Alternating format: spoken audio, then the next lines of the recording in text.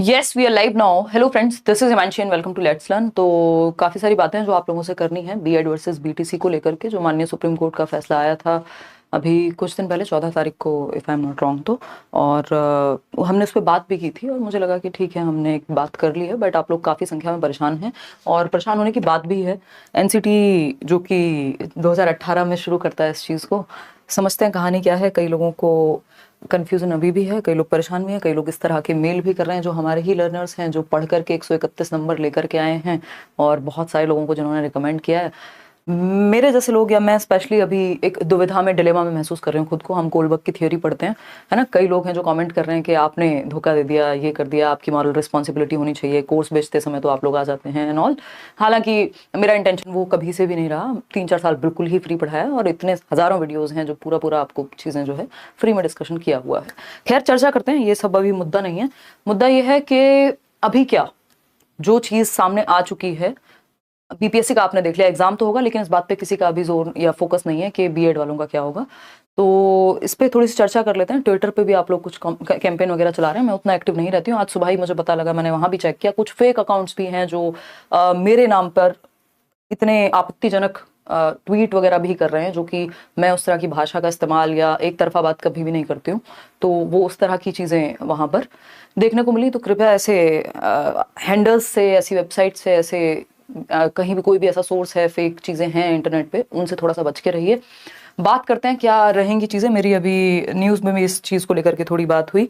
ज़रूरी है, मैं कोशिश करती हूँ कि अवॉइड की जाए इस तरह की बात। मतलब बहुत ज़्यादा न्यूज़ रिलेटेड चीज़ें या बिना मतलब तिल का ताड़ बनाना, वो हमेशा मैं अवॉइड करती हूँ। आप देखते आए हुए होंगे इस चीज़ को, और ज़रूरत पड़ने पे खड़े भी होना पड़ता है, वो ज़रूरी है ना।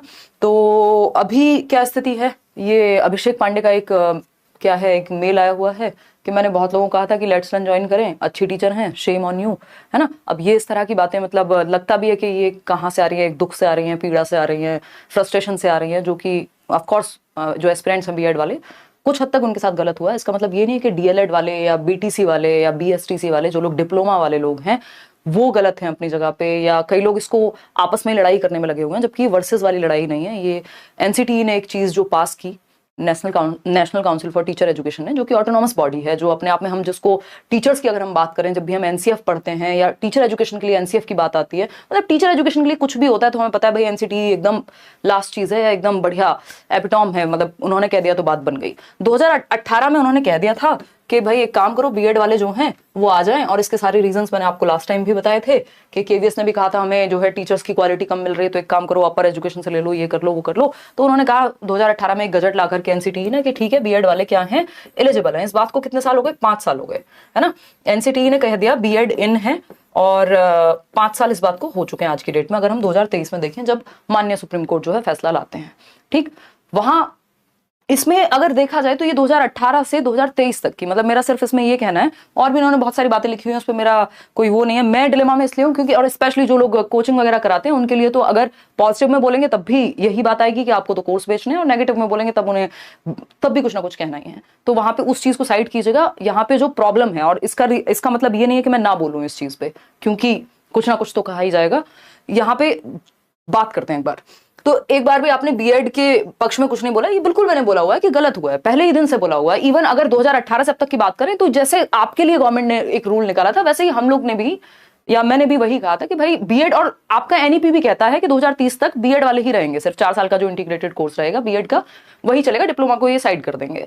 तो उस केस में और सारी चीजें देखते हुए, और गजट में जब एनसीटी ने बोल दिया था, तो सब भी, जब गवर्नमेंट ने आपके लिए जो लॉ निकाला है वही हम पे लागू होता है, हम भी उसी तरह से तैयारी करेंगे जब फॉर्म आपके भरे जा रहे हैं। तो ठीक, तो इसमें ना, मतलब आप और हम लोग जो टीचर्स हैं वो कुछ अलग अलग नहीं है।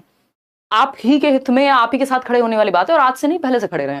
ठीक, तो उन्होंने कहा कि ठीक है, हमने तो भारत सरकार का राजपत्र देख के, और आपका इतना बड़ा चैनल है, एक बार तो पोस्ट कर सकती थी, बात वो है ही नहीं, ठीक है ना। और ये सारी बातें उन्होंने कुछ कुछ बोल दी। इसके अलावा फिर उनका नेक्स्ट मेल भी आया जब उनका गुस्सा शांत हुआ होगा, और ऐसे कई सारे मेल और मैसेजेस हैं इस समय पे कि dear ma'am, I am a student of super TET batch, इतना इतना करियर पे, और वी नीड योर हेल्प। इन्होंने ये भी बताया कि सीटेट पेपर 1, अब देखो सीटेट पेपर 1 ये लोग पास भी कर रहे थे, इतने टाइम से पेपर 1 भी दे रहे थे, 131 मार्क्स ये लेकर के आए, जो कि एक अपने आप में अच्छा स्कोर है, और हम चाहते हैं कि आपसे सहायता प्राप्त हो। बातें सारी सही है, कुछ गलत तो नहीं कह रहे हैं जो लर्नर्स हैं। तो यहाँ पे मेन मुद्दा ये है कि अभी जो 2018 से है ना, मैं डिप्लोमा के अगेंस्ट बिल्कुल भी नहीं हूं, इवन डिप्लोमा वाले लोगों के पास टीजीटी पीजीटी में जाने का ऑप्शन नहीं है, जबकि बीएड के पास वो ऑप्शन ओपन रहता है। लेकिन यहाँ पे आप लोगों के एंड पे कुछ नहीं है, ये BEd aspirant versus diploma aspirant की लड़ाई नहीं हो रही है।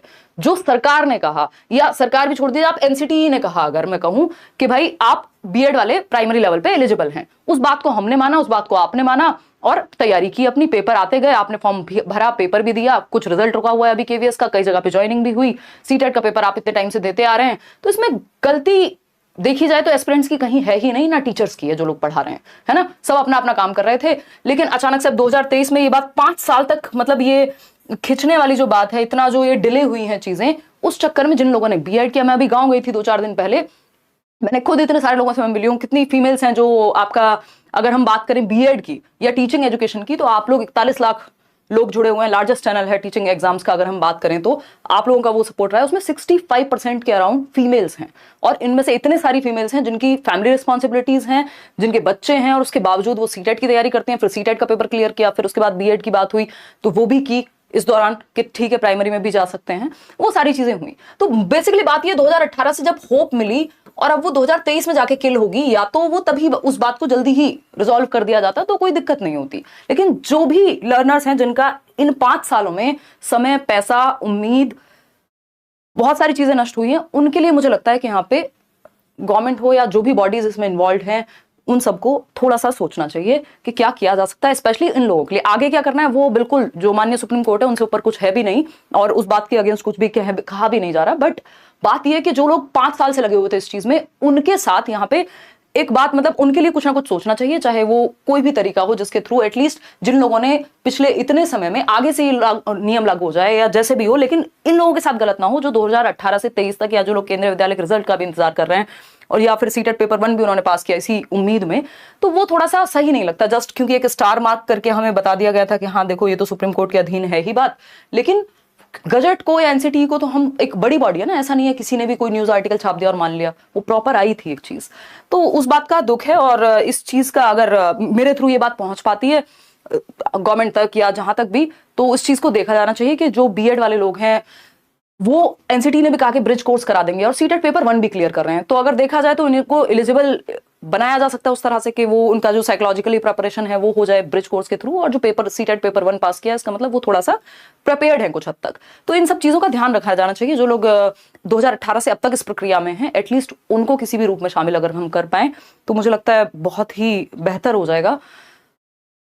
अभी के लिए यही बातें हैं जो मैं कहना चाहती हूँ। इसमें अगेन ये नहीं सोचना है जो डिप्लोमा वाले लोग भी हैं, हालांकि अभी इसमें एनसीटी से लेकर के और अलग अलग स्टेट गवर्नमेंट्स या बाकी सारी चीजें अभी क्लियर होना बाकी हैं। जिन लोगों का बीपीएससी का एग्जाम, आप सोचिए 2 दिन बाद 3 दिन बाद आपका सीटेट का एग्जाम है, 6 दिन बाद आपका बीपीएससी 7th फेज का एग्जाम है, पढ़ाई में मन नहीं लग रहा कई लोगों का, और हम लोग भी कैसे पढ़ाएंगे जब इतने सारे कमेंट्स, इतने सारे मेल्स, जो है रिस्पॉन्सिबिलिटी एक बन जाती है।